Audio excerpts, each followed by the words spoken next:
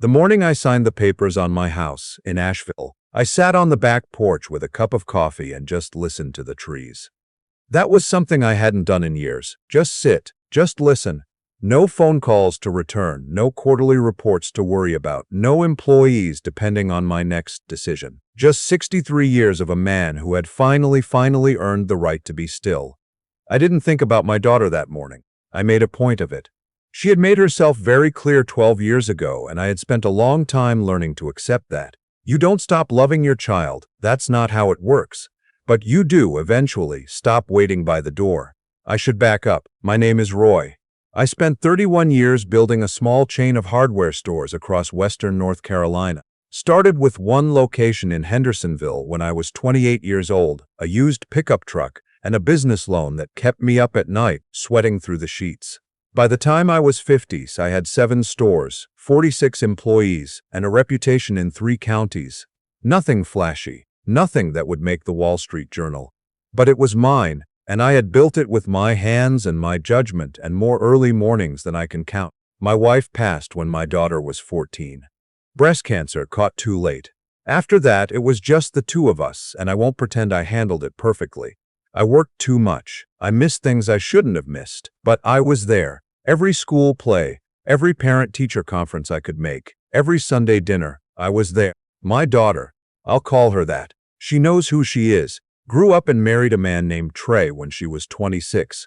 Trey was the kind of man who wore a Rolex he couldn't afford and talked about deals he was always about to close. I genuinely tried to like him. But from the first Thanksgiving, something was off. He would look at my stores the way some men look at other men's cars. Not with admiration, but with calculation. The fallout started small. My daughter stopped calling as often. Then the calls I made went to voicemail. Then one Sunday she drove to the house and told me, standing in my own kitchen, that Trey felt I was too controlling and that for the sake of their marriage they needed space from me. I asked her what specifically I had done. She couldn't name a single thing. What she said was, "It's just a feeling he has."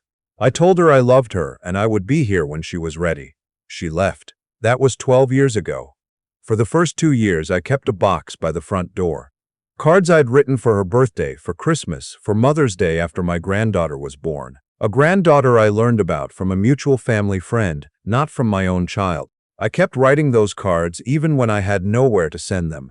My neighbor Ruby thought I was either very devoted or slowly losing my mind. She was probably right on both counts. Then I decided to do something with the grief instead of letting it hollow me out. I hired a business consultant named Price. Sharp kid, 29 years old, had worked for a regional grocery chain, and knew retail logistics better than anyone I'd met. Together we spent 3 years restructuring the stores, modernizing inventory, training managers to run locations without me standing over their shoulders. When I was 61, a private equity group out of Charlotte made me an offer for the whole operation. I won't tell you the exact number. What I will tell you is that I no longer worry about money. I bought the house in Asheville, 4 bedrooms, a wraparound porch, 2 acres of land backing up to a creek. I had a contractor update the kitchen, and I planted a vegetable garden, and I started sleeping 8 hours a night for the first time since my 20s. My golden retriever, Chester, had his opinion about the creek and exercised it every single morning. I was not a sad man. I want to be clear about that. I had built something. I had sold it for what it was worth, and I was living quietly and well. I had friends. I had my neighbor Ruby, who brought over casseroles on a rotating schedule I didn't ask for but deeply appreciated. I had my buddy Walt from my Rotary days, who would come up from Greenville every few months, and we'd sit on that back porch and argue about college football until one of us fell asleep in his chair. I was not waiting for anything, which is why when my phone rang on a Tuesday morning in October and I saw my daughter's name on the screen for the first time in over a decade, my hand actually went cold. I stood there for 2 full rings. Chester looked up at me from his bed like I was being ridiculous. "Maybe I was," I answered. "Daddy," her voice was different, older of course, but something else too. Tighter. "How are you?" I said I was fine. I asked how she was. There was a pause that told me everything before she said a single word. "We're actually in Asheville," she said. "Trey and I and Lily." Lily was my granddaughter, 12 years old. I had never met her. My chest did something complicated that I don't have a clean word for. "We thought we'd come by," my daughter said, "if that's okay." It was not a question, not really. Her voice had that quality it used to get when she'd already decided something and was informing me after the fact. I recognized it from when she was 17 and had already bought the concert tickets before asking if she could go. I said I supposed that was fine. I gave her the address. They pulled up 40 minutes later in a white Suburban that had seen better days. My daughter looked like her mother around the eyes, and that hit me somewhere I wasn't prepared for. Trey had put on about 30 pounds, and his handshake was the overcompensating kind. And then behind them, hanging back at the edge of the driveway, was this girl. Lily had her grandmother's coloring. I could see it from 10 feet away. Dark eyes, the same widow's peak. She was looking at me with an expression I recognized because I'd seen it in the mirror plenty of times. Cautious, measuring, not willing to show her hand before she understood the situation. Smart kid. We went inside. I made coffee. Chester immediately adopted Lily, which is the highest compliment that dog knows how to give. She sat on the floor with him and let him put his enormous head in her lap, and something in her shoulders relaxed, in a way that told me she didn't relax often. The conversation with my daughter and Trey was the verbal equivalent of walking on ice you're not sure will hold. They asked about the house. I told them about the house. They asked about retirement. I told them it was fine. Trey made a comment about the size of the property that wasn't quite a compliment. Then he said, "So you've got all this space." I looked at him. 4 bedrooms, he said, for one person. My daughter was looking at the table. "What are you getting at, Trey?" He leaned back in his chair and put his hands behind his head like we were negotiating a lease and he had all the time in the world. He explained that they had run into some financial difficulty. His business. I'd never been entirely clear on what his business was. Something about commercial real estate consulting. Had a rough couple of years. They were between situations on their rental in Raleigh. He said it like that. Between situations, they needed a place to land. Just temporarily. Just until things sorted themselves out. He said a few months, twice, and probably once and never once, in that entire speech, used the word please. My daughter finally looked up at me. There was something in her eyes that wasn't quite shame but was in the neighborhood of it. I looked at my granddaughter on the floor with my dog. I said, "I need to step outside for a minute." I went out to the back porch. Chester followed me and leaned against my leg. The creek was running high from the rain we'd had that week. I stood there, and I thought about 12 years of silence. I thought about the box of cards I'd eventually burned in the fire pit out back the winter before, because I'd finally understood that holding on to them was hurting me more than letting go. I thought about the granddaughter who had been 12 years old and alive in the world and who I had never once held. I also thought about the way Trey had said all this space like it was already his to consider. I went back inside. I told them no. Trey's face went through about 4 expressions in 2 seconds. My daughter inhaled sharply. I kept my voice even and my hands flat on the table. I told them that I loved my daughter and that was never going to change. I told them I would very much like to have a relationship with my granddaughter if she was willing to know me. But I told them clearly that I would not have Trey in my home. Not after 12 years of silence that he had engineered. Not without a single apology. Not after walking into my house and calculating square footage before he'd said, "Thank you for the coffee." Trey started talking. His voice got the way men's voices get when they feel entitled and threatened at the same time, loud and slightly shrill. He said I was being unreasonable. He said family didn't turn their backs on family. The irony of that sentence, coming from him, was so thick I almost had to sit down. I said, "You have until I finish this coffee to say something worth hearing." He did not say anything worth hearing. He pushed back from the table and said they'd find somewhere else to stay, said it like a threat, and walked out to the Suburban. My daughter stood up. She looked at me and I could see her working through something, what she wanted to say versus what she'd been conditioned to say versus what she actually felt. The sorting process was written all over her face. She said, "You didn't have to embarrass him." Said, "I didn't embarrass him. He walked out of a conversation. That's a choice he made." She went outside after him. Lily was still on the floor with Chester. She had heard everything. She was 12, not 2. She had understood exactly what was happening. She looked up at me and she said, "I'm sorry about them." I sat down on the floor next to her and Chester, which is harder than it used to be, and I said, You don't have anything to be sorry for. She said, Dad does this a lot. I didn't say anything. I just scratched Chester behind the ears and let that sit. She told me her parents fought about money constantly. She told me her dad had moved them twice in the last 18 months, first out of a house they owned and into an apartment, then into her aunt's basement in Raleigh. She told me she'd changed schools 3 times. She said all of this very quietly, looking at Chester, not looking at me, the way people tell you the hard things when they don't want to see your face while they're doing it. My daughter came back inside alone. She said Trey was waiting in the car. She picked up her purse and then she stopped in the middle of the kitchen. I don't know how to do this, she said. It was the most honest thing she'd said since she arrived. I told her I didn't know either, but I told her we could figure it out if she wanted to. She cried. Not dramatically, just quietly, leaning against the kitchen counter with her hand over her mouth. I put my arm around her. She let me. It felt like something very old and broken being handled carefully. Neither of us sure yet if the pieces would still fit. She said Trey had told her for years that I was the reason things were hard for them, that I was a cold man, a withholding man, that I had set her up to fail by never giving her anything. She had believed him long enough that the belief had grown roots. I didn't say that was a lie, even though it was. I just told her I was glad she was here. Trey came back inside 20 minutes later. He stood in the kitchen doorway and said they needed to get going. They had to figure out accommodations. He didn't look at my daughter's face.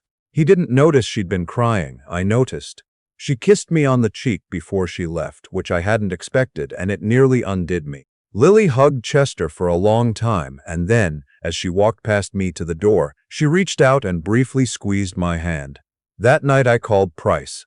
He was in Charlotte, just finished a consulting project, and I talked to him for an hour. Not about the business, we'd been out of that for 2 years. Just about what had happened that day and what it meant and what I was thinking about doing. He listened, which is something I've always valued about him. And then he said, "What do you actually want out of this, Roy?"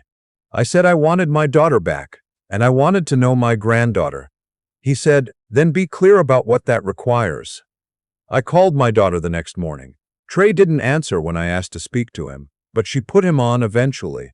I told them both what I was willing to do. I would pay the first and last month's rent on an apartment for them in Asheville, somewhere they could get stable. I would help with Lily's school enrollment. I would be available to my daughter, and to Lily consistently, in the ways I could. What I would not do was pretend the last 12 years hadn't happened. I was not going to absorb Trey's financial consequences as though I owed them. I had not been given the chance to be part of their lives. I was not going to be expected to fund them now that it was convenient. Trey said nothing for a long moment. Then he said that sounded like I was putting conditions on family. I said, "I'm putting honesty on the table. You can call it what you want." There was a shuffling sound and my daughter's voice came back and she said, "Okay, Daddy, okay." They took the apartment. Trey was not pleased and made sure I knew it indirectly, through my daughter in the weeks that followed. He didn't come to the dinners my daughter and Lily started having at my house on Sunday evenings. Then he came once and sat across from me, with the posture of a man keeping score. Then he started coming more often, and the posture slowly changed into something less hostile, which I attributed less to any softening in his character, and more to the reality that his options had narrowed, and he had finally accepted that I knew it. Lily started coming over on her own sometimes, on Saturday mornings, while her parents slept in. She'd knock on the door and Chester would lose his mind and she'd sit at the kitchen table and eat scrambled eggs and ask me questions. About the stores, about her grandmother, about what it was like to start a business with nothing. She had a notebook where she wrote things down, which I respected enormously. I told her about the loan I'd taken in 1986, about the first time I had to let an employee go, about the year the big box hardware chains came through, and everyone told me I was finished and I stayed open anyway because I knew my customers and they knew me. I told her about selling and what it felt like to let go of something you'd spent your life building. She said, "Were you scared to sell?" I said, "Yes." I said, "Selling something you built isn't just a financial transaction. You're handing over something that used to be alive with your decisions and your worry and your pride." I told her the money was good, but the thing I hadn't expected was the silence afterward. Not bad silence necessarily, just different. She thought about that for a while. Then she said, "I want to build something someday." I told her I had absolutely no doubt she would. My daughter and I talked more honestly in that first year than we had in the decade before the estrangement. There were conversations that were hard and got harder before they got easier. She told me about the things she'd thought about me that weren't true, and I told her about the ways I'd failed when she was young and grieving her mother, and I was working 80 hours a week because it was the only way I knew not to fall apart. We were both, it turned out, people who had made wrong turns while trying to survive. That was something we could work with. Trey is not a villain in the way stories often need villains. He is a man who built his identity on something that turned out not to hold weight, and when it collapsed, he looked for someone to blame and someone to carry him. That's not a mystery, it's just human weakness made inconvenient for the people around him. He and I are not friends. I don't expect that we will be, but I can sit at a table with him for Sunday dinner, and he is, at minimum, kind to Lily, and that has to be worth something. Lily turned 13 in the spring. She spent her birthday at my house. My daughter made her mother's recipe for lemon cake. I'd had to dig the recipe card out of a box in the attic, and when I found it and handed it over, we both stood there for a minute without saying anything. The handwriting was familiar in a way that reached back 30 years. After the cake, Lily and I sat on the back porch and watched the creek.